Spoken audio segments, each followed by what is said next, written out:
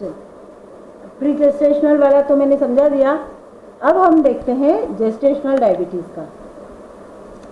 जब जीडीएम हो तब ऐसे समय में क्या होता है, तो उस समय भी इंसुलिन रेजिस्टेंस जो था वो इंक्रीज हो रहा है ना, increase secretion, insulin resistance due to increase secretion of insulin antagonist hormones. तो ये तो हमने अभी पढ़ा था कि जब सेकेंड ट्राइमेस्टर में और फर्स्ट ट्राइमेस्टर में जो इंसुलिन एंटागोनिस्ट हार्मोन्स हैं उनका सिक्रीशन धीरे धीरे बढ़ने लगता है सेकेंड ट्राइमेस्टर से, और इसलिए इंसुलिन रेजिस्टेंस धीरे धीरे बढ़ने लगता है, जिसके कारण क्या देखा जाता है कि जो ग्लूकोज है उसकी स्पेयरिंग एक्शन होती है, और ये जो स्पेयरिंग एक्शन रहती है उसमें सबसे ज़्यादा फ़ायदा फीटस को एक्स्ट्रा अमाउंट में, या कहना चाहिए फीटस की रिक्वायरमेंट के अकॉर्डिंग उसको फिर ग्लूकोज मिल सकता है, इसलिए ये कंडीशन होती है। और इसका जो ऑनसेट है जेस्टेशनल डायबिटीज़ का वो क्या कब देखा जाता है, तो जनरली वो थर्ड ट्राइमेस्टर में देखा जाता है। मतलब कहने का ये है कि एक लेडी जो नॉर्मल थी वो जब प्रेग्नेंट हुई तो फर्स्ट ट्राइमेस्टर में तो पता नहीं चलता कि वो जो लेडी है उसको डायबिटीज़ है कि नहीं। ये ज़रूर है कि आजकल शुगर लेवल चेक किया जाता है, तो फर्स्ट ट्राइमेस्टर में वो नॉर्मल लेडी का थोड़ा सा नॉर्मल से 10% तक कम देखा जाता है। सेकेंड ट्राइमेस्टर भी वो नॉर्मल दिखता है, पर थर्ड ट्राइमेस्टर में एकदम से क्या देखा जाता है कि शुगर लेवल बढ़ गई और वो लेडी कैसी हो गई, तो जेस्टेशनल डायबिटीज़ वाली हो गई। तो ये जो कंडीशन रहती है वो थर्ड ट्राइमेस्टर में एंटागोनिस्ट हार्मोन्स की एक्शन बहुत ज़्यादा बढ़ जाती है, और इसी कारण से उनका जो सिक्रीशन बढ़ गया एंटागोनिस्ट हार्मोन्स का, उसके कारण ये कंडीशन आती है। तो ये मेरे को लगता है क्लियर हो गया होगा कि ऑनसेट उसका थर्ड ट्राइमेस्टर में जीडीएम का होता है, और जैसे ही जीडीएम का पता चले कि ये लेडी जीडीएम से सफ़रर है तो उसकी बहुत ज़्यादा केयर करने की आवश्यकता हो जाती है। अब दोनों तरह के डायबिटीज़ आपने देख ली है, प्री जेस्टेशनल और जेस्टेशनल। दोनों तरह की डायबिटीज़ यदि हैं तो क्या क्या सिम्टम्स होंगे, तो जो हमने डायबिटीज़ मेलाइटस पढ़ा है वो जो सिम्टम्स थे थर्ड सेमेस्टर में, आप लोगों ने पूरा डायबिटीज़ मैंने पढ़ाया है इसलिए मुझे मालूम है कि वो जो भी सिम्टम्स थे वो सेम सिम्टम्स प्रेग्नेंट लेडी में भी वही डायबिटीज़ के सिम्टम्स होंगे। मतलब पॉलीयूरिया होगा, पॉलीफेजिया होगा, इसके अलावा वेट लॉस होगा, और आपने सभी पढ़े हुए हैं वो सभी सिम्टम्स इसमें आएंगे, है ना। जितनी भी सिम्टम्स थे वो सब सेम। अब रिस्क फैक्टर्स भी वैसे देखा जाए तो सभी सेम है, पर फिर भी चूँकि प्रेग्नेंट लेडी है और सिर्फ लेडी है, इसका मतलब वुमेन में हो रहा है, इस कारण से जो जो रिस्क फैक्टर्स है वो है overweight, family history, polycystic ovarian syndrome, previously यदि वो जीडीएम है, मतलब फर्स्ट प्रेगनेंसी के समय भी उसको जीडीएम हुआ है तो इस समय भी चांसेस है कि वो जीडीएम से सफ़रर रहे। इसके अलावा ये देखा गया है कि लेट एज में यदि मदर मतलब लेडी प्रेग्नेंट होती है, लेट एज ऑफ प्रेगनेंसी, तो वो भी एक कारण जेस्टेशनल डायबिटीज़ का है। प्री जेस्टेशनल है तो वो तो है ही, पर जेस्टेशनल डायबिटीज़ क्यों हो जाता है तो उसके ये रिस्क फैक्टर्स आप लोगों को बताएं। Overweight, family history, polycystic ovarian syndrome, previously GDM पहली प्रेगनेंसी में उसको हुआ था, और सेकेंड जो कारण एक और महत्वपूर्ण कारण है कि जब लेट शादी होती है 30 के बाद यदि वो फर्स्ट टाइम मदर बनती है तो उसमें ये चांस जेस्टेशनल डायबिटीज़ का बहुत ज़्यादा होता है। तो ये अपना हो गया कि क्या कंडीशन देखी जाती है। अब इसके बाद में मतलब क्या क्या रिस्क फैक्टर्स है और किस तरह से इसमें सिम्टम्स देखे जाते हैं। अब आता है कि ये जो सिम्टम्स है वो तो ठीक है, इससे क्लियर हो गया कि भाई वो उसको डायबिटीज़ है और वो सिम्टम्स दिख रहे हैं, पर अब जो खास है चीज़ कि यदि मदर चाहे वो जीडीएम वाली हो या प्री जेस्टेशनल हो, उससे मदर को क्या प्रॉब्लम है और बच्चे को क्या प्रॉब्लम है, फीटस को। तो अपन सबसे पहले लेते हैं मैटरनल रिस्क एंड कॉम्प्लिकेशंस। क्या क्या चेंजेस मदर में रिस्क फैक्टर्स हैं और क्या क्या कॉम्प्लिकेशंस मदर में होते हैं। पहला जो कॉम्प्लिकेशन है वो poor glycaemic control during conception and early weeks of pregnancy. सबसे पहला तो ग्लाइसेमिक कंट्रोल जो रहता है वो गड़बड़ा जाता है शुरू के वीक में, कंसेप्शन के समय भी हो सकता है, या अर्ली वीक ऑफ प्रेगनेंसी में भी यदि पुअर हो उसका कंट्रोल। मतलब बहुत सी ऐसी लेडीज़ रहती है ना कि प्री जेस्टेशनल है वो, पर उसका ग्लाइसेमिक कंट्रोल ही सही नहीं रहता है, कभी बढ़ता है कभी कम हो जाता है। तो ऐसी लेडी यदि है तो उसमें मिस कैरेज के चांसेस होंगे। क्लियर हो गया होगा कि प्री जेस्टेशनल के लिए ये दिया हुआ है कि मिस कैरेज के चांसेस बहुत ज़्यादा होते हैं। और वैसे यदि कोई लेडी है और उसका शुगर लेवल बहुत ही ज़्यादा नॉर्मल थी, पर प्रेगनेंसी के बाद से ही एकदम से फर्स्ट ट्राइमेस्टर से ही गड़बड़ शुरू हो गई, तो ऐसे समय में भी मिस कैरेज का चांसेस बढ़ जाते हैं। दूसरा जो प्रॉब्लम है वो है पुअर ग्लाइसेमिक कंट्रोल होने के कारण होने वाला इन लेटर प्रेगनेंसी। इसमें क्या देखा गया है कि फीटल मैक्रोसोमिया देखा जाता है, और ये करीब करीब 20 से लेकर 25% तक बच्चों में होता है। अब ये मैक्रोसोमिया मतलब क्या, तो नॉर्मल से लार्ज बेबी का जन्म होना वो कहलाता है मैक्रोसोमिया। बेबी जो रहेगा यदि डायबिटिक मदर है, वो चाहे प्री हो चाहे जेस्टेशनल हो डायबिटिक, उन दोनों में ही उसका जो बेबी का साइज़ है वो बढ़ जाता है। और ऐसे बेबी का जब साइज़ बढ़ेगा तो नेचुरल है कि नॉर्मल प्रेगनेंसी होना कठिन हो जाता है, सिजेरियन बेबी ही वो जनरली होती है। कई लोगों में वो फॉर्सेप, आजकल तो फॉर्सेप करते नहीं हैं, नहीं तो वो फॉर्सेप डिलीवरी पहले की जाती थी, नॉर्मल वजाइना से ही वो बेबी बाहर आती थी। लेकिन उसका सिर चूँकि बड़ा है, बॉडी भी बड़ी है, तो ख़ास तौर से फॉर्सेप लगा के उसको मतलब बाहर निकालना पड़ता था, तो जिसके कारण कि उसको की ब्रेन में प्रॉब्लम कई बार आ जाती थी। और सिजेरियन बेबी होना भी मदर के लिए नुकसानदायक ही है, क्योंकि वो जीवन भर के लिए ऑपरेशन हो गया। तो इस तरह से ये एक सेकंड कारण मदर के लिए है प्रॉब्लम वाला। तीसरा प्री इक्लेम्शिया और इक्लेम्शिया। तो जो भी डायबिटिक मदर है, या तो वो प्री हो तब तो बहुत ही ज़्यादा चांसेस है, और जीडीएम वाली है तब भी उसमें ये चांसेस बहुत ज़्यादा रहते हैं। तो बहुत ज़्यादा केयर की आवश्यकता है। ये आपने पढ़ा है कि कितना कठिन, कितना मतलब सीरियस कॉम्प्लिकेशन है प्रेगनेंसी का, प्री इक्लेम्शिया और इक्लेम्शिया। तो ये दोनों चीज़ें होने की संभावना बढ़ जाती है। इसके बाद नेक्स्ट जो है प्रॉब्लम वो है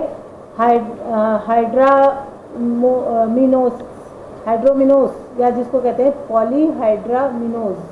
इसका मतलब है कि जो नॉर्मल एमनियोटिक फ्लूइड रहता है, यूट्रस जो रहता है उसमें प्लेसेंटा भी है, साथ ही साथ में यूट्रस में प्लेसेंटा नहीं, मदर के थ्रू जो प्लेसेंटा है, यूट्रस में प्लेसेंटा है, और उसमें साथ में फीटस भी है, और फीटस के साथ ही साथ एमनियोटिक फ्लूइड भी रहता है यूट्रस में।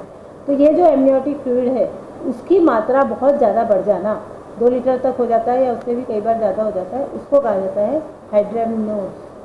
तो ये कंडीशन देखी जाती है। और ये जब होगा तो ये कोई फ़ायदे वाली चीज़ नहीं है। ज़्यादा एक्स्ट्रा अमाउंट में वाटर यदि पेट में है तो फीटस के ऊपर वो नुकसान ही डालेगा, और बहुत सारे मदर के ऊपर भी नुकसान डालेगा। तो क्या क्या नुकसान होगा, तो जब ज़्यादा एमनियोटिक फ्लूइड हो जाता है तब उसके कारण एब्डोमिनल जो ब्लड वेजल्स हैं वो कॉम्प्रेस होने लगती है, क्योंकि प्रेशर पड़ने लगता है एब्डोमिनल ब्लड वेजल्स पे। और उसके कारण क्या क्या प्रॉब्लम आती है मदर को, तो सुपाइन हाइपोटेंशन। सुपाइन हाइपोटेंशन का मतलब समझ गए होंगे कि जो सुपाइन पोजीशन है उस समय जो ब्लड प्रेशर है वो कम हो जाता है। फिर उसी तरह से मैटरनल डिस्पनिया, मतलब जो रेस्पिरेटरी रेट है उसमें चेंजेस आना, ये मैटरनल डिस्पनिया मतलब ब्रेथलेसनेस जिसको कहते हैं ना अपन, सांस लेना, वो वाली कंडीशन भी आती है, क्योंकि प्रेशर पड़ रहा है, जो डायफ्राम है वो प्रेशर डाल रहा है, क्योंकि एब्डोमिनल फ्लूइड बढ़ गया है तो उसके कारण डायफ्राम पे प्रेशर पड़ा, इसलिए लंग्स जो हैं वो भी क्या हो गए, उसके ऊपर प्रेशर पड़ा, तो इस कारण से डिस्पनिया देखा जाता है। फिर इसके अलावा प्रीमेच्योर रप्चर ऑफ मेम्ब्रेन, तो ये जो मेम्ब्रेन रहती है वो भी कई बार रप्चर होने लग जाती है, और ये बहुत घातक कंडीशन मदर के लिए रहती है, इसको PROM शॉर्ट फॉर्म है इसका, ये कहा जाता है।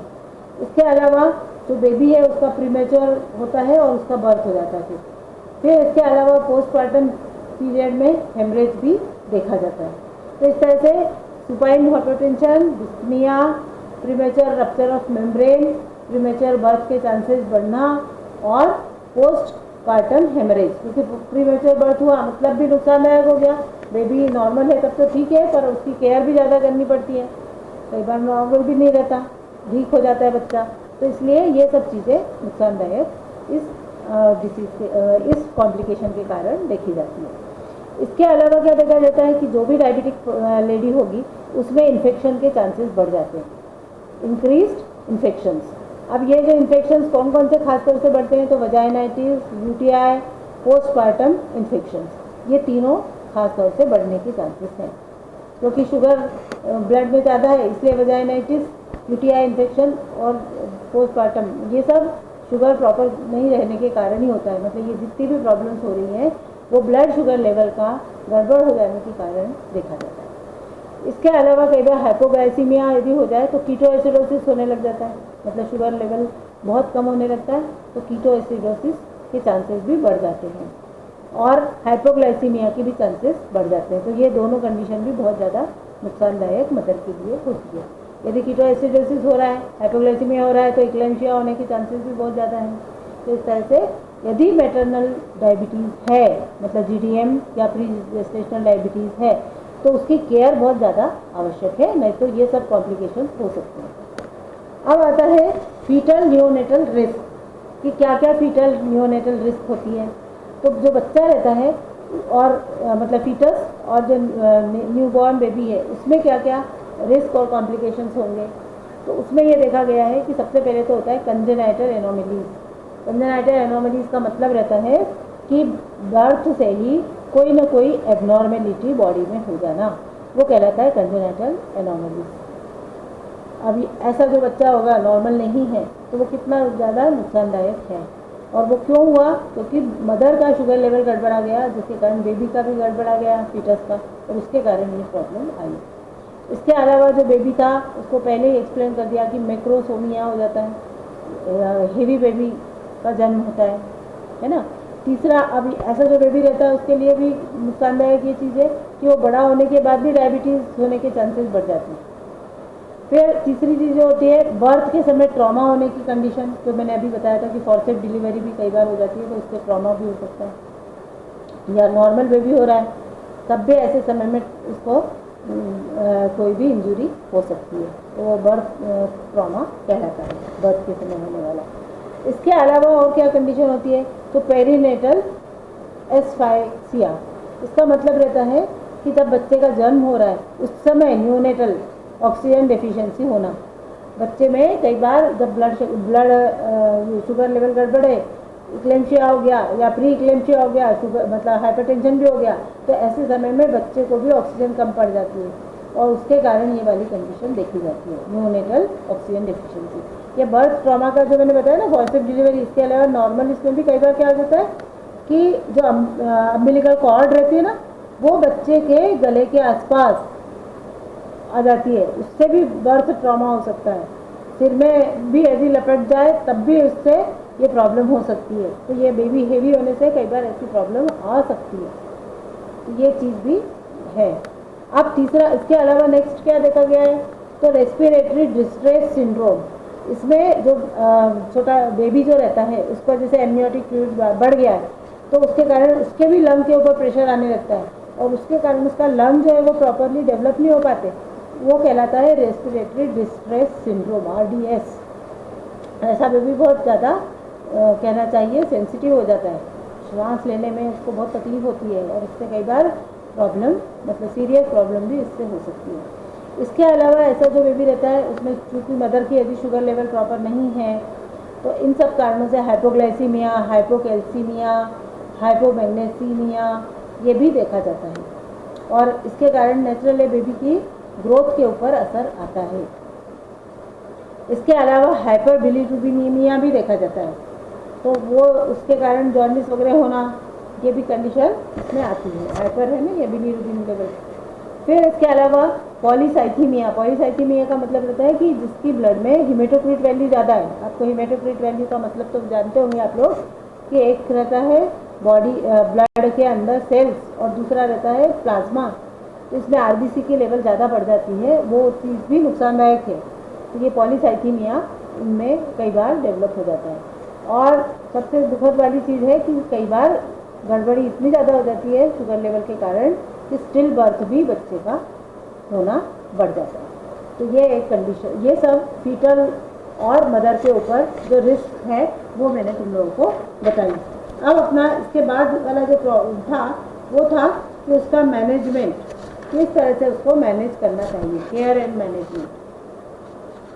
केयर एंड मैनेजमेंट में अपन देखते हैं कि जो भी लेडी है वो उसका सबसे पहले तो जैसे मैंने इसमें हाइपरटेंशन में भी बताया था कि इंटरव्यू और हिस्ट्री, जैसे ही वो प्रेग्नेंट होती है या प्रेगनेंसी के पहले ही, जैसे यदि जीडीएम वाली है, प्री जेस्टेशनल है, तो उसने पहले ही कंसल्ट करना चाहिए और वहाँ पर उसकी इंटरव्यू होता है। इंटरव्यू बेसिकली ये कि उसकी पूरी हिस्ट्री जो है वो चेक की जाती है और उसको सजेशन दिए जाते हैं कि किस तरह से आपको प्रेगनेंसी प्लान करना है, किस तरह से आपकी प्रॉपर प्रेगनेंसी, सेफ प्रेगनेंसी हो सकती है, क्योंकि आप डायबिटिक हैं।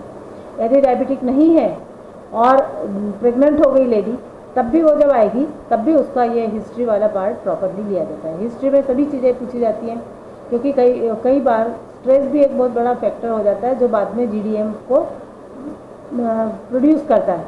इस कारण से उसकी प्रॉपर इंटरव्यूइंग होती है। अब जब प्रॉपर उसकी काउंसलिंग, इंटरव्यू मतलब बेसिकली क्या, हिस्ट्री लेना और उसकी काउंसलिंग करना, ये। फिर फिजिकल एग्जामिनेशन में क्या क्या किया जाता है इनके, तो बीपी लिया जाता है, वेट लिया जाता है, ईसीजी भी इनको देखना पड़ता है क्योंकि डायबिटिक है पर्सन, तो उसमें कई बार ईसीजी की आवश्यकता होती है यदि नहीं तो हार्ट में ही प्रॉब्लम आ जाए। रेटिनोपैथी भी देखी जाती है, आँखों में प्रॉब्लम आती है, किडनी में प्रॉब्लम आ सकती है। तो ये सब चीज़ों का फिजिकल एग्जामिनेशन किया जाता है कि और कोई प्रॉब्लम तो नहीं है उनको, जीआईटी की प्रॉब्लम है क्या, जो भी प्रॉब्लम्स है वो फिजिकल एग्जामिनेशन में देखी जाती है। दूसरा, उसके बाद फिर लेबोरेटरी टेस्ट किए जाते हैं, शुगर का, HbA1c का, यूटीआई इन्फेक्शन है तो किडनी मतलब यूरिन टेस्ट होती है, पूरी कल्चर भी हो जाता है कि प्रॉब्लम तो नहीं है।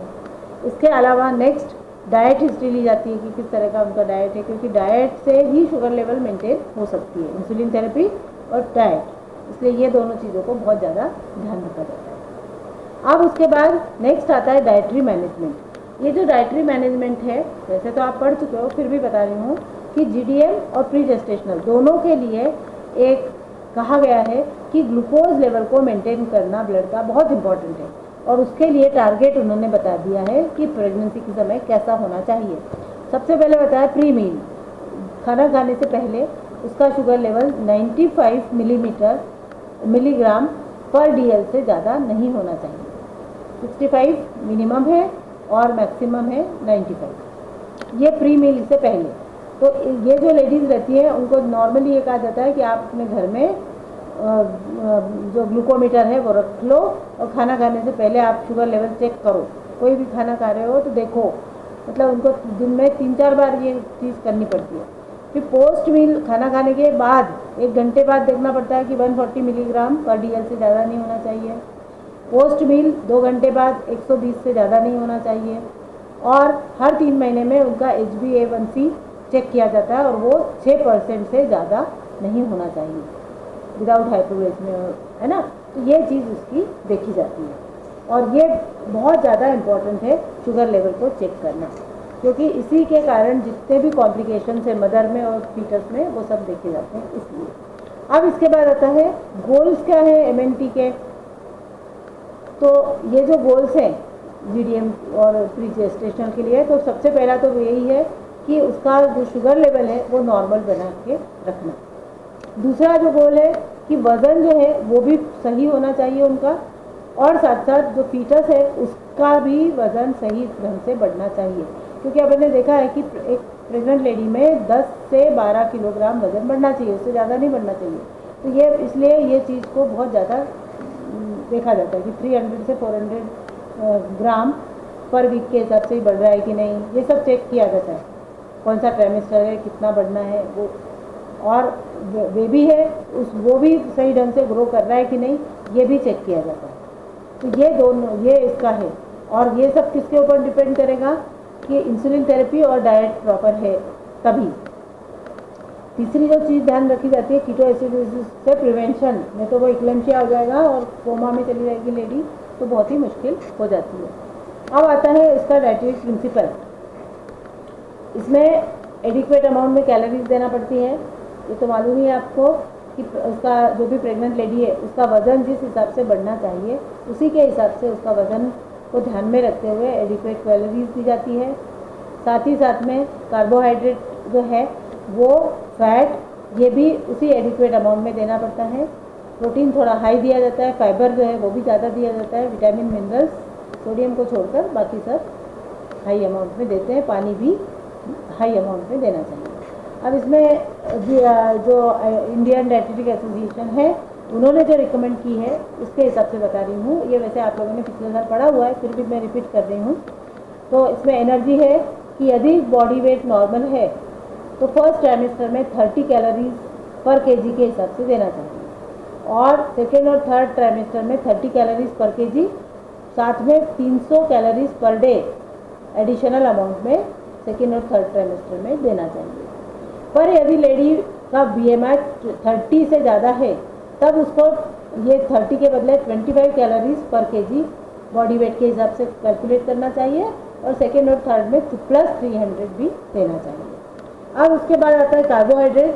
तो कार्बोहाइड्रेट को ऐसा नहीं है कि लो कार्बोहाइड्रेट, वो भी एडिक्वेट अमाउंट में देना है। मिनिमम 175 ग्राम तो देना ही चाहिए पर डे, क्योंकि नहीं तो कीटो एसिडोसिस डेवलप हो सकता है। इसके अलावा ये देखा जाता है कि फाइबर जो है वो 20 से 30 ग्राम पर डे होना ही चाहिए। फिर उसके बाद फैट जो है वो भी नॉर्मल अमाउंट में होना चाहिए, और प्रोटीन जो है वो रेस्ट कैलोरी प्रोटीन से देना चाहिए, और उसमें नॉर्मल से 10 ग्राम प्रोटीन पर डे और एक्स्ट्रा अमाउंट में देना चाहिए। वेट गेन को ध्यान में रखते हुए होगा। नॉर्मल RD है क्योंकि 55 वाला नॉर्मल है, पर यदि वेट गेन प्रेगनेंसी में हर ट्राइमेस्टर में चेंज होता है उसके हिसाब से प्लस 10 ग्राम पर डे और होना चाहिए, क्योंकि अपन वैसे नहीं तो प्रेगनेंसी में 23 ग्राम प्लस करते हैं, इसमें ये इस तरह से दिया हुआ है। अब विटामिन मिनरल जो है उसमें जो मिनरल ज़्यादा देना है उसमें है आयरन, वो 30 मिलीग्राम पर डे होना चाहिए, और फोलिक एसिड जो है वो 400 माइक्रोग्राम पर डे देना चाहिए। कैल्शियम और मैग्नीशियम भी नॉर्मल से ज़्यादा अमाउंट में 1200 कैल्शियम मिलीग्राम पर डे, और मैग्नीशियम तो वैसे ही है और वो मिल जाता है यदि कैल्शियम के सोर्सेज अच्छे हैं और प्रॉपर मैग्नीशियम के भी सोर्सेज दिए जाए तो।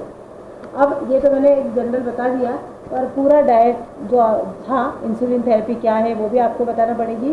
फूड्स कौन से अवॉइड करना और बेनिफिशियल फूड कौन से हैं ये भी आपको उसमें देना चाहिए, है ना। तो सेम जो डायबिटीज़ आपने पिछले बार पढ़ा है उसके हिसाब से ये है। GDM भी पूरा पढ़ा हुआ है, और फिर एक लास्ट में आपको एक सिंपल मेनू भी बताना चाहिए कि इस तरह से इस लेडी को दिया जाता है। तो ये अपना कंप्लीट हो गया मेटाबॉलिक सिंड्रोम में फर्स्ट प्री जेस्टेशनल डायबिटीज़ और जेस्टेशनल डायबिटीज़। इसमें यदि कोई भी डिफ़िकल्टी हो तो आप लोग मुझसे पूछ सकते हो, और इसको प्रॉपरली आप लोग सब पढ़ते रहना। ऐसा मत करना कि जुलाई में एग्ज़ाम हो रही तो आराम करो, है ना, फिर कुछ याद नहीं रहेगा। तो इसलिए तुरंत के तुरंत नोट्स भी बनाओ, तुरंत के तुरंत जो क्वेश्चन पेपर होगा उसको सॉल्व करने का काम करो।